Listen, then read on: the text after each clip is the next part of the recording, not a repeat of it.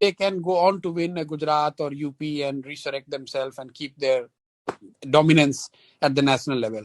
BJP, if Didi were to lose Bengal, then I'm sure Maharashtra will go. Jharkhand will see what happened in Bihar, and possibly Rajasthan will go as well. So it's far more crucial from that point of view. I don't think it is as crucial for BJP as it is for the opposition. नमस्कार। जो club house की audio chat leak हुई ममता बनर्जी के चुनावी रणनीतिकार प्रशांत किशोर की, पीके की, वो चुनावी जो भारतीय राजनीति में बहुत हड़कंप मचा रखी है, उसमें तमाम दलाल पत्रकार आपको सुनाई दे रहे होंगे। उसमें जो सबसे बड़े पत्रकार माने जाते हैं, अपने आप को क्रांतिकारी पत्रकार मानते हैं, रवीश कुमार, उनसे जो जब बातें हो रही थी और वो वहाँ पर ये डिस्कशन चल रहा था, तो प्रशांत किशोर जिस तरीके से बता रहे थे कि आने वाले दिनों में जब बंगाल में ममता बनर्जी हार जाएगी तो उसके बाद सबसे पहले महाराष्ट्र और झारखंड के बाद राजस्थान में सरकारें गिरेगी। आपको बता दें कि झारखंड के बारे में उन्होंने कहा जैसे बिहार में हुआ। बिहार आप जानते हैं कि कैसे हुआ। बिहार में नीतीश कुमार और आरजेडी का गठबंधन था, लालू का गठबंधन था, वो बीजेपी के साथ आ जाते हैं। तो वही हाल वहाँ पर जेएमएम शायद बीजेपी से गठबंधन कर दे। और जो राजस्थान में पहले से ये सरकार डगमगाई हुई है, सचिन पायलट कभी भी पासा पलट सकते हैं।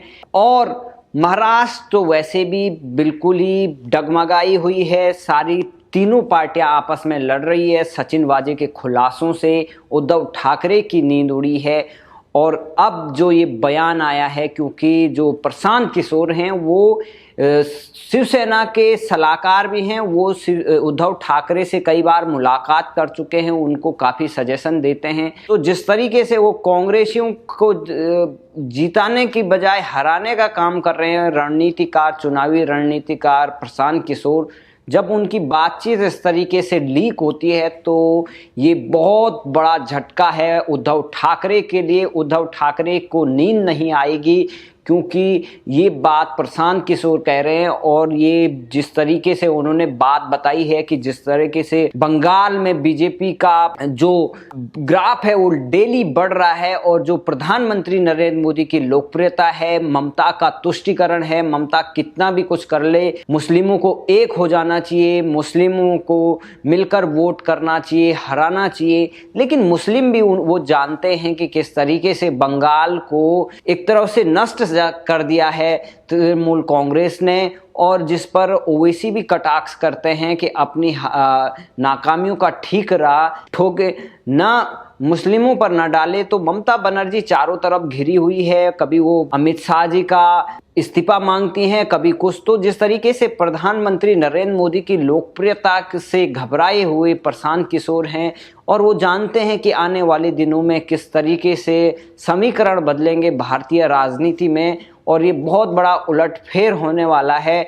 और भारत में सिर्फ और सिर्फ भगवा छा रहा है। और पश्चिम बंगाल में पहली बार, जो भारत के इतिहास में आज तक कभी नहीं हुआ, कि वहाँ पर पहली बार बीजेपी गवर्नमेंट बनाने जा रही है, और जिससे डरे हुए सारे पत्रकार सहमे हुए हैं। और रवीश कुमार को लोग बड़े कटाक्ष कर रहे हैं कि किस तरीके के पत्रकार हैं ये, अपने आप को स्वतंत्र पत्रकार और निष्पक्ष पत्रकार, इनको तमाम कैसे विदेशी संस्थाओं के द्वारा इनको अवार्ड दिलाए जाते हैं, और तमाम ये प्राइम टाइम के नाम पर अपना एजेंडा चलाते हैं। लेकिन देखते हैं कि किस तरीके से आपने देखा कि वो क्लब हाउस में प्रशांत किशोर से बात करते हैं, कहते हैं कि यहाँ पर एंटी इनकम्बेंसी मोदी के खिलाफ क्यों नहीं है।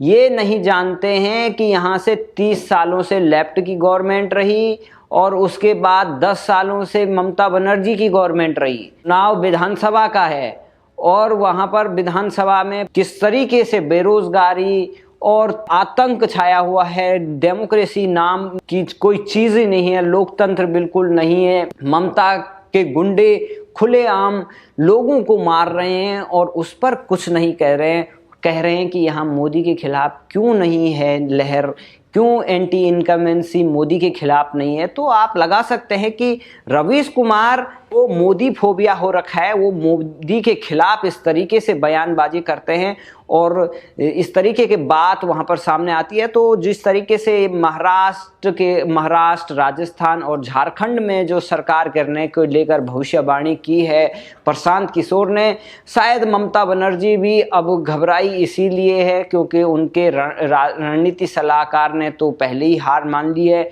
चाहे बीजेपी कितनी भी सीटें जीते, चाहे 200 से ऊपर जीते या कम सीटें भी आई, बीजेपी हर हाल में बंगाल में सरकार बनाने पर है, क्योंकि टीएमसी के लोग जानते हैं कि ममता के साथ जाना मतलब एक अपने भविष्य के साथ भी खिलवाड़ है, क्योंकि ममता अपने भतीजे को आगे बढ़ाना चाहती है और जो उसकी खुद की सीट है नंदीग्राम, वहां से ममता बनर्जी बिल्कुल हार रही है। ममता बनर्जी के खिलाफ बहुत भयंकर गुस्सा है लोगों में, बहुत इतना गुस्सा है कि लोग ममता बनर्जी को देखना नहीं चाहते। ममता बनर्जी ने लोगों के गुस्से से बचने के लिए उसने अपने पैर का नाटक किया, जो कई बार उनके वीडियो में दिखते हैं कि वो पैर हिला रही है, सब कुछ कर रही है, लेकिन पैर टूटने का नाटक किया।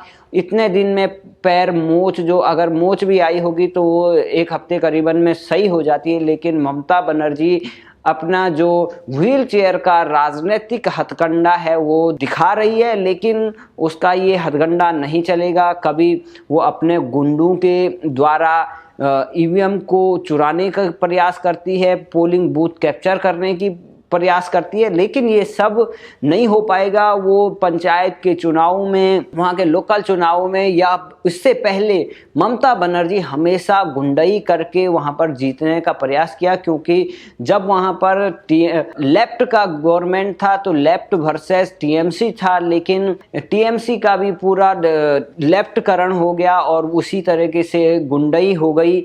और बंगाल में जिस तरीके से वहाँ पर लड़ाइयाँ हो रही है, लोगों को इतनी इंटॉलरेंस है बंगाल में कि एक दूसरे की बात को हजम नहीं कर पा रहे हैं। चाहे अगर कोई वोट किसी को दे रहा है, अगर वो पता चल गया कि इसने बीजेपी को वोट दिया तो वहाँ वो सीधे बम फेंकने चले जाते हैं, उनको मारने चले जाते हैं। तो इस तरीके का भय का वातावरण है, उसमें भी बढ़ चढ़ कर लोग वोटिंग कर रहे हैं और हर फेस में लगभग 80% से ज़्यादा वोटिंग हो रही है। तो इसका मतलब साफ है कि ममता बनर्जी का इस बार तख्ता पलट होने वाला है, उसका सुपड़ा साफ होने वाला है और ममता बनर्जी की हार के बाद उद्धव ठाकरे की कुर्सी सबसे पहले जाएगी, क्योंकि वहां भी चाहे वो शिवसेना के विधायक हो, चाहे वो बीजेपी तो ऑलरेडी जीती हुई पार्टी थी, लेकिन शिवसेना ने उनको धोखा दिया और कांग्रेस और एनसीपी के साथ हाथ मिलाया और एनसीपी कभी भी शिवसेना को सबक सिखाने के मूड में है, क्योंकि एनसीपी को हर बार शिवसेना वाले एक प्रतिद्वंदी के तौर पर देख रहे हैं। जिस तरीके से सचिन वाजे का केस हो और एनसीपी के जो नेता अनिल देशमुख हो, अनिल देशमुख का नाम आना, उनके खिलाफ जांच करना और उनका इस्तीफा, उससे शरद पवार काफ़ी नाराज हैं। शरद पवार जो ऐलान कर चुके थे कि हम बंगाल जाएंगे, ममता बनर्जी का समर्थन करेंगे, उससे वो बच गए और वहाँ भी नहीं गए। उन्होंने बीमारी का बहाना बनाया, ये क्या है। लेकिन जो महाराष्ट्र से संकेत मिल रहे हैं वहाँ तो साफ ही साफ ऐसा लग रहा है बंगाल के चुनाव परिणाम आते ही महाराष्ट्र में भी सत्ता परिवर्तन होने की ओर है। या तो चुनाव होंगे या तो किसी तरीके से बीजेपी सरकार बनाएगी। जिस तरीके से पहले बाहर से समर्थन एनसीपी ने पिछली बार भी दिया था जब शिवसेना आनाकानी कर रही थी, तो इस तरीके से अब उद्धव ठाकरे की उल्टी गिनती शुरू हो गई है। दूसरी तरफ राजस्थान में अशोक गहलोत की नींद उड़ी है। अशोक गहलोत का भी तख्ता पलट होने वाला है, क्योंकि सचिन पायलट भी सही समय का इंतजार कर रहे हैं और सबसे सही समय वही होगा जब चारों तरफ बीजेपी का बोलबाला होगा, क्योंकि बंगाल जैसे बड़े राज्य में जहां एक बहुत बड़ा राज्य है, 40 से ज़्यादा करीबन सीटें वहां पर लोकसभा की है और इतनी ज़्यादा विधानसभा सीट है, वहां पर बीजेपी पहली बार सरकार बनाना मतलब भारत की राजनीति में बहुत बड़ा परिवर्तन होगा, क्योंकि जो एक लेफ्ट का किला था वो पूरी तरह से ढह जाएगा। टीएमसी ममता बनर्जी पूरी बौखला जाएगी और विरोधी जो एकजुट होकर ममता को समर्थन कर रहे थे उनका भी मुंह पर करारा तमाचा लगेगा। चाहे वो लोग जो फर्जी किसान आंदोलन है उसका भी बोरिया बिस्तर बंद हो जाएगा। राजस्थान में वहां पर सरकार बदल जाएगी और झारखंड में हेमंत सोरेन भी पासा पलट सकते हैं और वो भी कांग्रेस को bye bye tata bye bye कर सकते हैं। तो ये बहुत रोचक बात यहाँ पर आई है तमाम ऐसे लुटियन पत्रकारों की और प्रशांत किशोर ने जो भविष्यवाणी की है उस पर वो खुद समझ सकते हैं, क्योंकि उनको पता है कि कांग्रेस की स्थिति क्या है, टीएमसी की स्थिति क्या है और कैसी स्थिति महाराष्ट्र में चल रही है। तो इन 3 राज्यों में फिर बीजेपी की सरकार बनने जा रही है और सिर्फ एक राज्य ऐसा हो सकता है, 2-4 राज्य हैं कि जहां पर बीजेपी की सरकार नहीं होगी, नहीं तो उत्तर, पूर्व, पश्चिम हर चारों दिशा में बीजेपी की सरकार होगी। ये बहुत बड़ी विजय होगी प्रधानमंत्री नरेंद्र मोदी और अमित शाह की और जनता के कि कांग्रेस लगातार एक के बाद एक चुनाव हारती जा रही है और उसके अध्यक्ष झूठे आरोप और तमाम ऐसे बेबुनियाद मुद्दों को उठा रहे हैं जिनसे जनता का बिल्कुल सरोकार नहीं है। जय हिंद, जय भारत।